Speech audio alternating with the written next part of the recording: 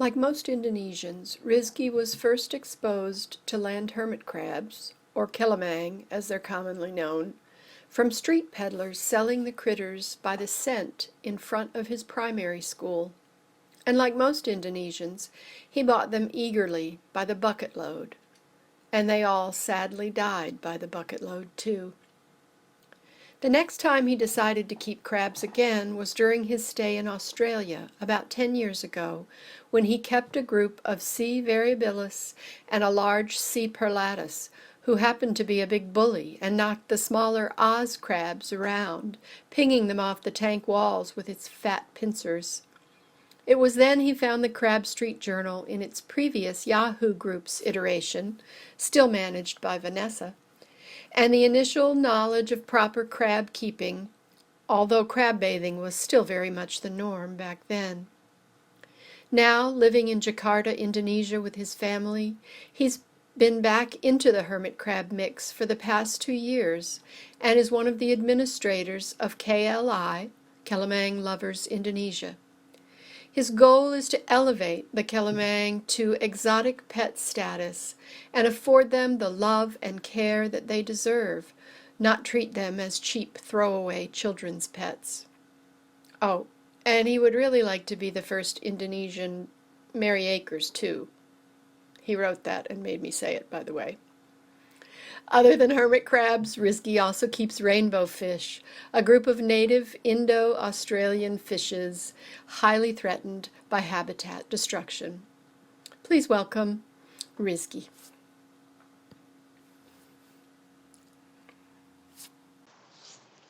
Hi everybody, my name is RIzky from Indonesia. I did a talk in last year's CrabCon. It was about substrate, and it ended up being a bit embarrassing because I had a bad cold while recording the presentation last year. And you could clearly hear me snorting and sneezing. But this year, fortunately, I'm in a much better shape, and hopefully it will result in a much more interesting talk. So today I'll be talking about my breeding method, which of course heavily derived from Mary Akers' method. And Mary indeed has been really patient in guiding me throughout the process. Um, for background info on Mary's breeding methods, please check out her awesome talk in this year's CrabCon or go to YouTube to watch her 2020 presentation. The title of my talk is The Filtered Kriesel, a lazy breeder's guide to raising hermit crab Zoe. And these are my Zoe, yeah, from a few months ago. And of course, due to different geographical location and resource availability and whatnot, my approach, there are some unavoidable differences compared to Mary's one. Some major, some minor, some worked, some did not work. And I'll be talking about all of that today. And just to give you guys a heads up, I think there will be a lot more pictures and videos than text in this presentation. Alright, so I think first off, back in 2019, I think, before any of my crabs were showing mating behavior or indeed carrying any signs of eggs, I was already fascinated by Mary's successful breeding attempts and decided that I would try and see if I can breed them myself. One, because I love trying to breed my own pets, like I had betta fish before. I bred my betta, I bred my goldfish, I bred lots of kinds of fish already. I had snails before and they bred. So I actually love trying to breed different species of animals. And secondly, it is the logical thing to do. If we want to ultimately break the chain of harvesting from the wild and furthering the hermit crab conservation efforts. So as you can see from the pictures, this is my first version of my Kriesel tank, which is very much like Mary's double Kriesel. You can see there are two drums there. Here you can see from the picture I was testing it by filling it with water. And you can see two drums there, just like Mary's, yeah. But one major difference from Mary's Kriesel is from the beginning I really want to include a filter, a biological and mechanical filter. Reading Mary's breeding posts in the Facebook group, one thing that always stuck out to me is how much work is involved in raising the Zoe and how exhausted Mary always seemed to be every day in her posts. So I surmise that most of the work actually comes from trying to always keep the water quality in good shape. And Mary did that by changing part of the Kriesel water multiple times a day and also siphoning out the leftover food and skin sheds, which were also an everyday thing. So me being a lazy breeder, like the title says, having a Kriesel that has a working filter to cut down some of that work is a huge priority for me. And to do that, you can see here I made the Kriesel drums not exclusive from the tank as opposed to Mary's Kriesel, which the water in the drums is actually completely isolated from the water in the tank. So my tank is about 80 liters full. Um, And as you can see here, there are rectangular cutouts, and I attach fine mesh and pad them up with cotton pads. Yeah, the holes of the mesh itself is around 0.5 millimeters. No, I think it's smaller, around 0.1 to 0.2 millimeters. Yeah, and it's to keep the Zoe from escaping into the main area of the tank and get sucked up into the filter. Yeah, so even the Zoe are pretty small, yeah, but they're not like microscopically small. Yeah, you can still see them with your naked eyes. So as long as the mesh holes are not bigger than 0.5 millimeters, I think it's gonna be fine. Yeah, and as you can see here on the left here, the filter sits at the bottom, and there's a pipe going up to a T-joint, and it divides, yeah, into two spray bars going into both drums, and therefore creating the circular flow that I'm looking for. And the drums are made of dark colored semi-rigid canopy plastic, and you can see all the silicone uh, attachment here all around the drum edges. So everything was looking good, all was working well. So I drained the tank completely, I scrubbed it clean, and and I dried it out and put it in storage and ready for future breeding action. Then about a year later, in November 2020, I finally had a chance to test the Kreisel for real when Felix, our esteemed friend Felix, contacted me saying that he got a couple of beautiful dark black perlados carrying eggs, and they mated actually in his care, and he was willing to bring them to me. So these are the some pictures of the black perlados that was carrying the eggs. Aren't they beautiful? Hey, I think this is the middle stages. I think it's still not transparent yet. Yeah, but you can already see the eyes there. So this is probably around 10 days away from being hatched. So I then very quickly went and set up the Kreisel that was already sitting in the storage for a long while, for a year. But however, many things happened to that Kreisel. The silicone that was holding the drum had fatigued, and as a result, the drums had completely unraveled almost as soon as water was filled in the tank. Well, I should have guessed that because the canopy plastic itself was originally straight, yeah, and I was trying to make a circular drum out of it. It didn't work, yeah. The plastic wanted to be straight again, and as a result it unraveled, and also at one time the bottom glass of the tank cracked all the way from the front to the back, so I had to replace that too. But in the end it was too much hassle to persist with this Kreisel, and sorry I have no pictures because it was too sad looking. So this Kreisel Mark 1, nope, not gonna use. So anyway, that happened. So I had to quickly build myself a new Kriesel, and this time I had to make sure that the new design would be more practical and more durable. So I built a new one entirely with my local aquarium shop's help. And with design here is the second design. As you can see here, the principle is the same. Three chambers, one connected to each other through the mesh here.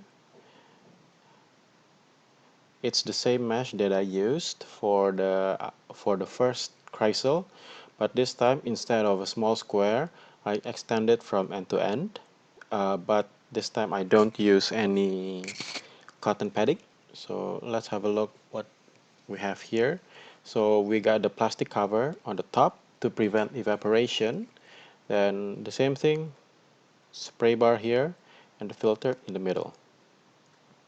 Fine mesh, yeah, 0.5 millimeters, smaller than 0.5 millimeters.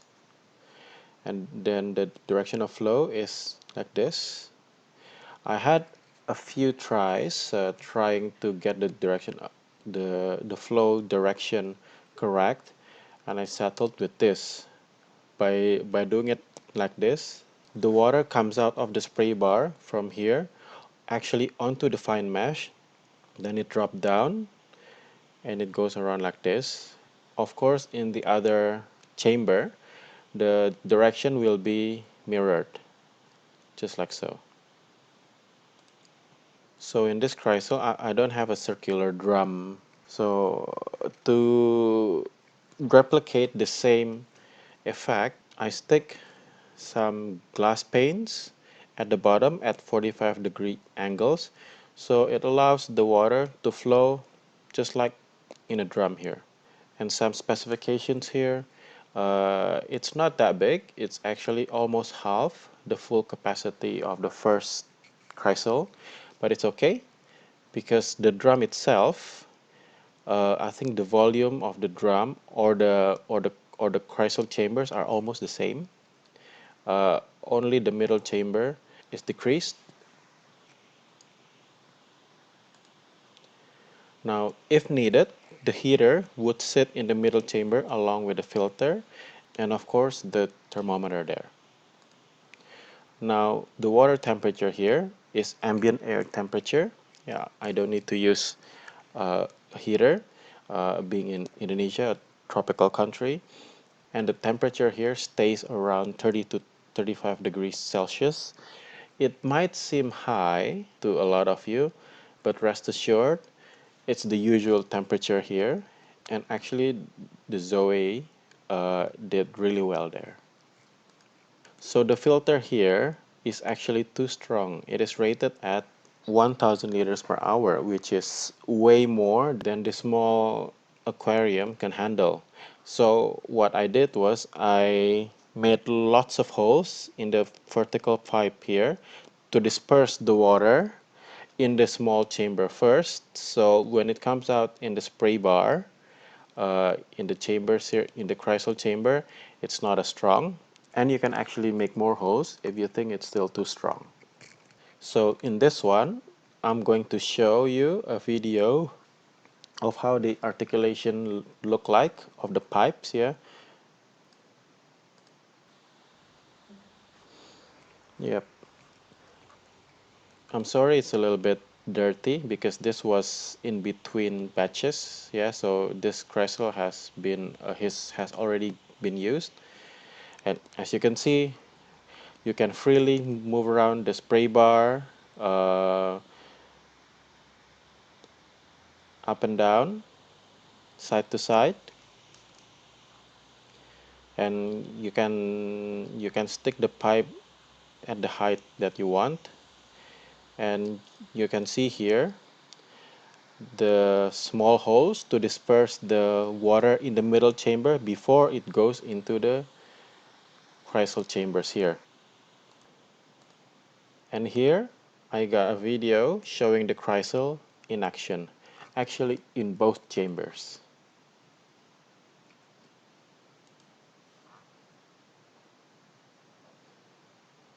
Yep, as you can see, The flow is mirrored, the left and right. To be honest, this design is really very simple compared to the ones devised by the Taiwanese and other Asian keepers. Yeah, you can see the pictures on their Instagram and Facebook groups, and they made it with custom curved acrylic and got specialized filtration. And I mean, they really go all in. So this one again, it's a really simple design, but it works. And if you're curious why I got a piece of coral in there, it's just to provide some buffer to the water so I don't get pH crashes. So let's talk about spawning and raising Zoe to Megalopa. So in this video here, I'm going to show you that particular dark perlatus given by Felix right in the beginning of this presentation. And this video shows how the eggs were hatched and the zoea were released into the water.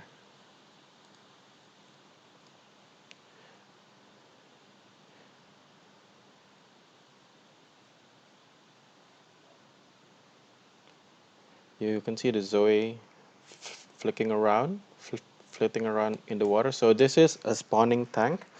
I put some salt water, seawater, inside a small tank. Put some bubblers in it, and then basically put the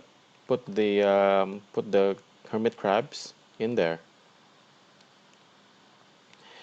And the hermit crabs will just the perlatus will just walk around, yeah, feeling its way and trying, and then eventually pushing the zoe out of the shell and into the water.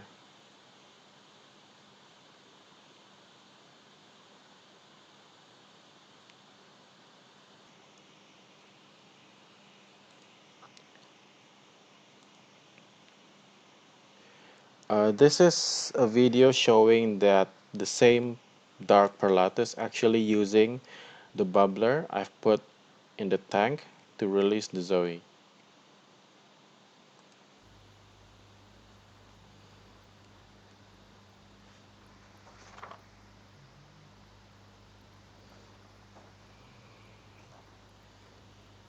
Okay, just okay. You can see there are many more zoes floating in the water there.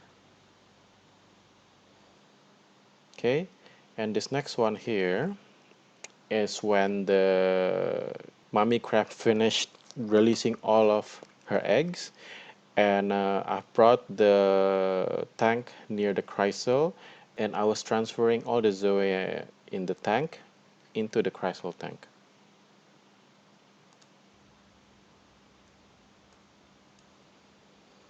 Yep, there is literally thousands in there. Just in that one scoop, probably there's 1,000 in there or more.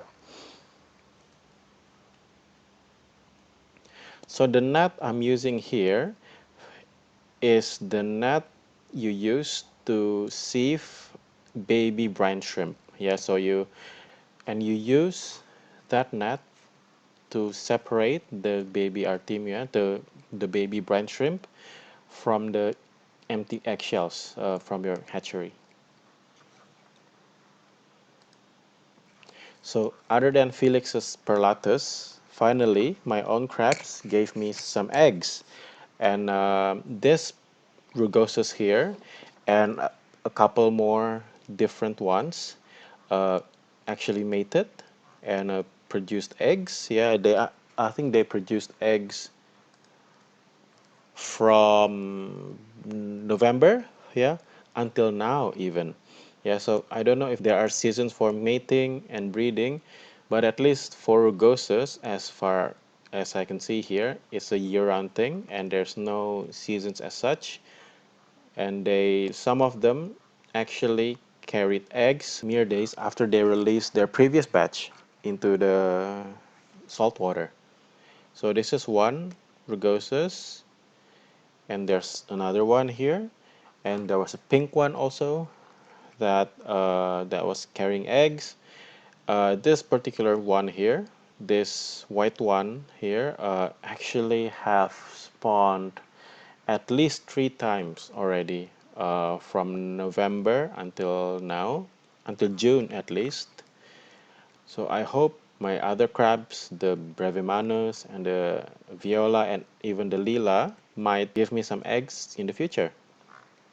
So with the rugosus, I tried new things to assist them to release the eggs, yeah, when they're looking mature. So what I tried to do with the rugosus was I made this contraption here, which is if I think the eggs are about 48 to 72 hours away from hatching, I put the rugosus in this hatching platform here.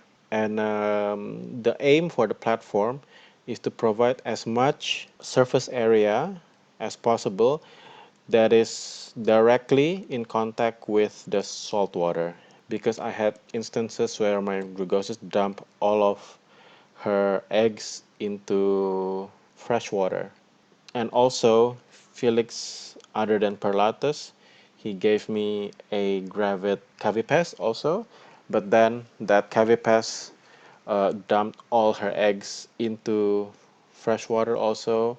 So that was really, really heartbreaking. So in the future, in order for that not to happen, every time I see the eggs are close to hatching, I'm going to put the crab in here. And one more thing I did was I actually dipped the rugosus straight inside the Kriesel. And you can see here the Zoe hatched and the rugosus actually does the action where it pushes all the Zoe out of her shell into the water here. If you can just see in the first 2 seconds or so. Yep, yep, there you go. So that was successful. Yeah, all the Zoe hatched straight into the Kriesel and not via the spawning tank. But however, I realized this practice is kind of forcing the crab to release the eggs. I will not use this method again, and I will use the spawning tank method instead from now on. So this one is probably my best close-up video of hermit crab Zoe. I don't have like microscope lenses or microscope cameras or anything, so this is purely from my mobile phone camera. So let's have a look.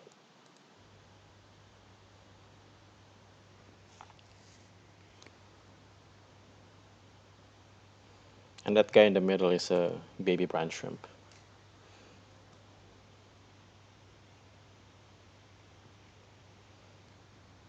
Yep. You can see the body structure quite clearly here.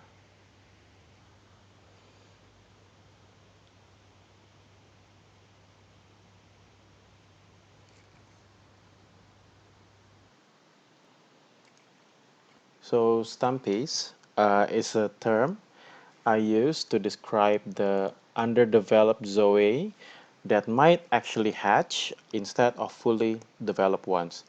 I don't know why this happened, but they are underdeveloped zoe, and it's not clear why yet. It may be because it's premature hatching, meaning that the parent might try to hatch the eggs prematurely, probably around 24 hours before they're supposed to hatch. So the larvae hatch, but instead of fully realized, fully formed zoe, underdeveloped ones are hatched. Another possibility might be genetics, and the percentage of getting stumpies rose when I tried to manually assist the crabs into hatching because my calculations whether the eggs are mature or not might be off, so I get way more of these type of zoe. Why I call them stumpies? Yeah, if you can see clearly there, this one here is a fully developed hermit crab zoe, and you can see several characteristics. One is the pointy nose here, and also the hunchback here, and you can compare it with the Stampy here.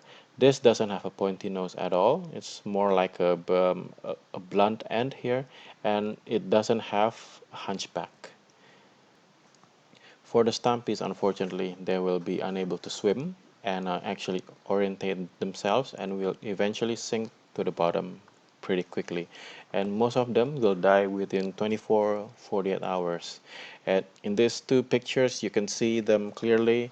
The fully developed hermit crab zoe, yeah, with the characteristic pointy nose and hunchback. This one, this one, this one, this one, and this one, and compared to the stampies here, yeah, they pretty much look like clubs. Yeah, that's why I call them stampies. So in the future, in order to reduce the occurrence of a spawn getting these types of larvae, I will just let the crabs decide for themselves when to dump their eggs into the salt water. All right, so this is a typical daily schedule for my filtered Kriesel.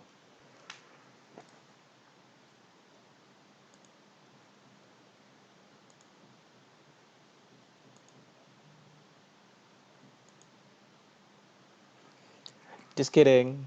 But seriously though, the whole point of getting a filtered Kriesel is to reduce the amount of work of raising a Zoe into Megalopa. And although this is not exactly what I do every day, it's pretty accurate. Every morning, the first thing I do is usually go to the Kriesel and feed them. Lunchtime or just before lunch, I feed them again.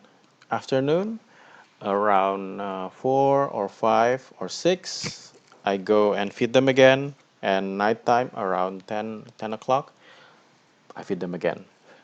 But of course, there are other things that you need to do to maintain a Kriesel, and it's keeping the water parameters in good shape. And you do that by changing the water, of course, 30 to 40% about twice a week. And this is the big difference because without filters, you need to change the water at least twice a day. So cutting it down to twice a week is a huge, huge help. And also siphoning out uneaten food and sheds also twice a week or as often as you want. This is also very important because uneaten food and sheds, meaning there are more organic matter in the Kriesel and it affects the water quality. And for some reason, I find if this regime is not maintained, the Zoe, although it is time, they won't actually mold into Megalopa. My most successful Megalopa molds were actually ones that I was pretty diligent in changing the water and siphoning out all the gunk inside the Kriesel. So in my experience, not all Zoe will mold into Megalopa if they sense the water is not clean. And also algae. It's inevitable. Algae will grow in your Kriesel, and having algae doesn't mean that the water is dirty, but it just looks yucky. Yeah, so if you want to scrub the algae off the Kriesel walls, be my guest. So these four are pretty much the only foods I give to my hermit crab Zoe. On the left here, you got betta fry food, really finely ground. Second one is decapsulated brine shrimp eggs, and the grains are actually a little bit too big for the Zoe, so you have to actually grind it first with mortar and pestle. Next one is spirulina powder, which in my opinion, the particles are actually too small for the Zoe to actually locate and eat. And the next one, and I think the most important, is live baby brine shrimp, and these are the eggs. Baby brine shrimp, you will need to set up a hatchery or two, and they take around 24 hours to hatch. So I set up two, one for the morning feeding and for the nighttime feeding. So if you go back here, in the morning I exclusively feed the live baby brine shrimp, And at night time, I also feed exclusively live baby brine shrimp. For the lunchtime and afternoon feeding, I use the betta fry food and sometimes with the spirulina powder also. So the most work relating to feeding is actually setting up the hatchery and resetting the brine shrimp hatchery every day, twice a day. So that's probably where the most effort regarding to feeding comes from. Yep, so you harvest baby brine shrimp after 24 hours in hatchery and reset it again. And I did try to find marine snow and other marine larval food for sale here in Indonesia.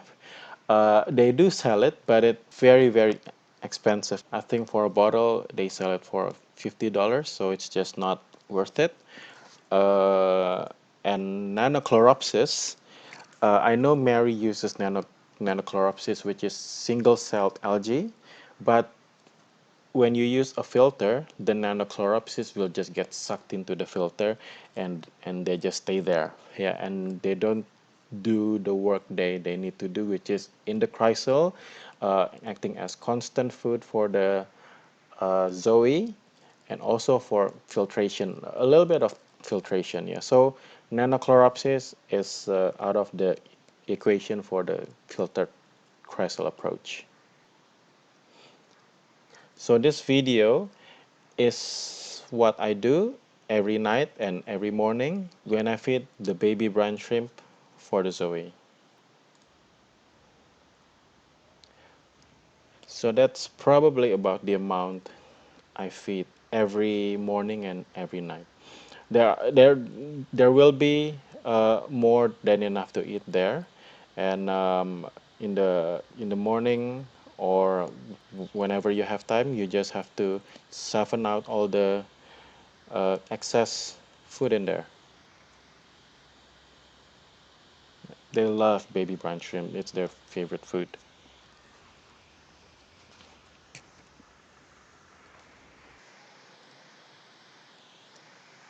Yep, algae is unavoidable. As you can see, this is how mucky a Kriesel can get.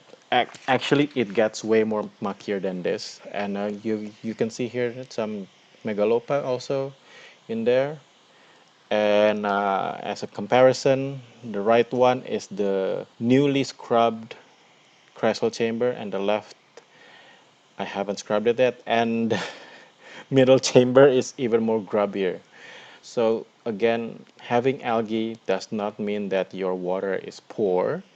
It's just they grow because of light and nutrients in there. Yeah, so it looks ugly, but it doesn't really affect your water quality. Oh, speaking of water quality, if you're lucky enough to own a water testing kit, go for it, use it, yeah, and it should give you more accurate readings of the water quality and what you need to do in accordance to that. But for me, saltwater water testing kit here in Indonesia is very expensive. So I just go by ear mostly and change the water twice a week. So this is what you see when you sit in front of your Kriesel.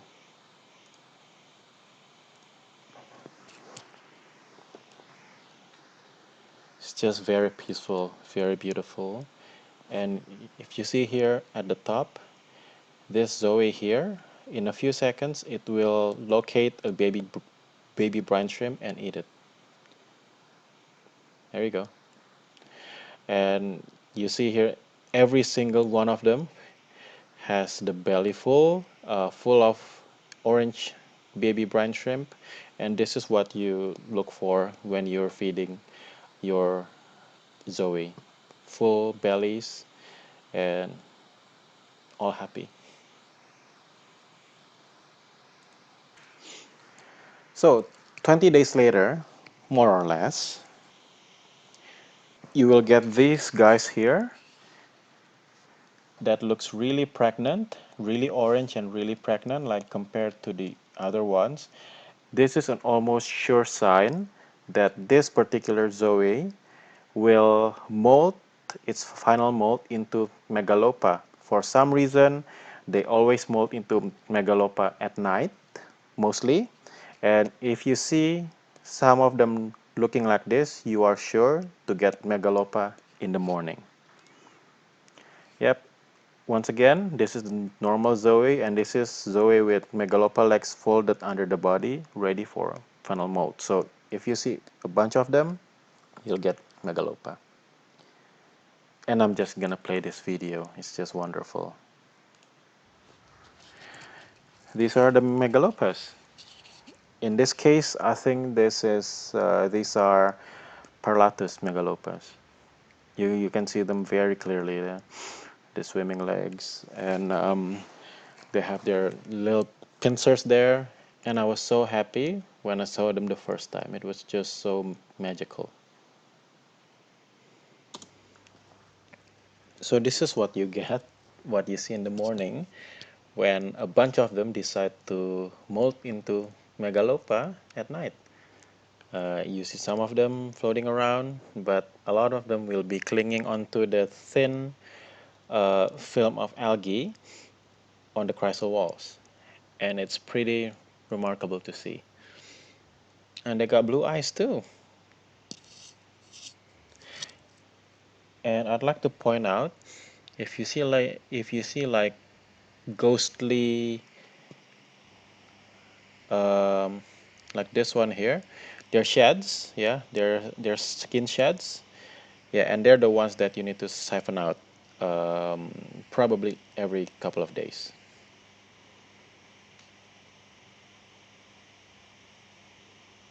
Very cool. And of course, when you get megalopa, then you need to have your transition tank ready. And for my version, this is what my transition tank look like.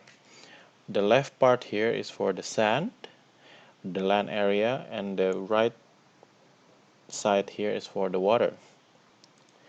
And this is what it looks like when it's been set up. On the left here, you can see this is the water area, and there's a little submersible filter there. And the incline here, which is glass, has been siliconed with sand, so the Zoe can grip onto the sand and actually climb up the incline. And on the right here, it's sand, I think mixed with 20% of cocoa peat. There's some moss pit there, and some corals, some coconut husks there. And I think it's not that different with other breeders' tanks. But for some reason, this is kind of the extent of my success in raising the hermit crab larvae. This is the transition tank side by side with the Kriesel. As you can see, the size is not that much different. Just the transition tank is a lot shallower and a lot wider to have the requisite surface area for the megalopa to dig down and do their funnel molt and become land hermit crabs. You can see here the spray bar also of the filter, and both of them got lights, and as you can see, algae also grows in the transition tank. And in the transition tank, it's more of a problem, and you really need to watch out for algae because the algae can actually cover and grows over the shells, meaning the shells can't be used for the megalopa to get into. And the shell factory.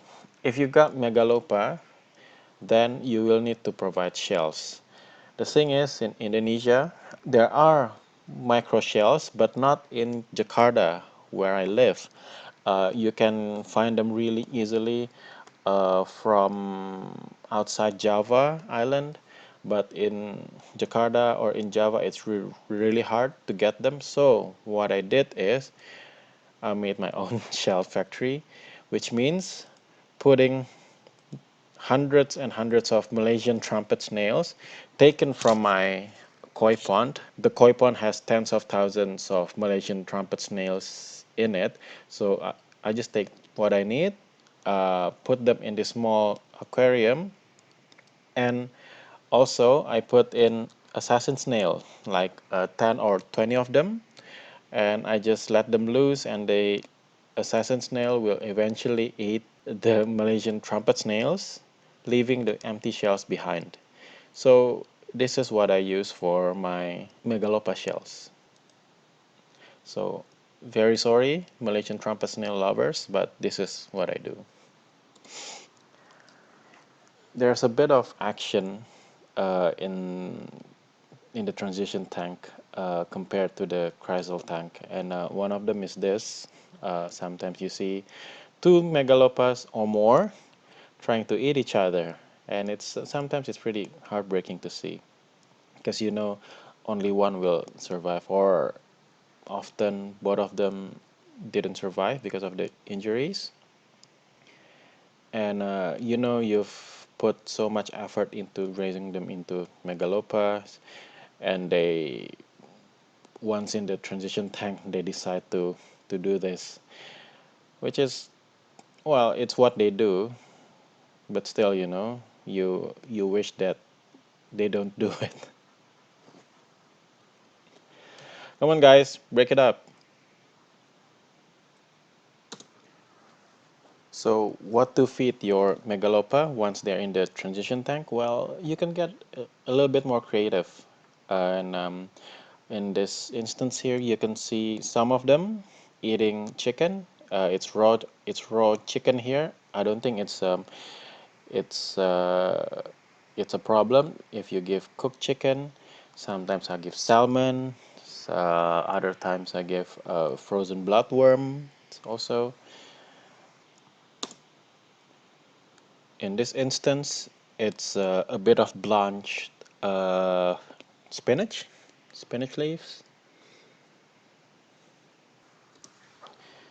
And in this video, I wanted to give some of the more developed megalopa a helping hand by placing them in a container with empty shells.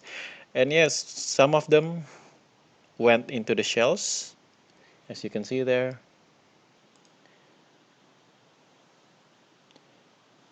And after they get into their shells, some of them will try to climb out of the water into land, and you'll get your chance to snap wonderful pictures like this.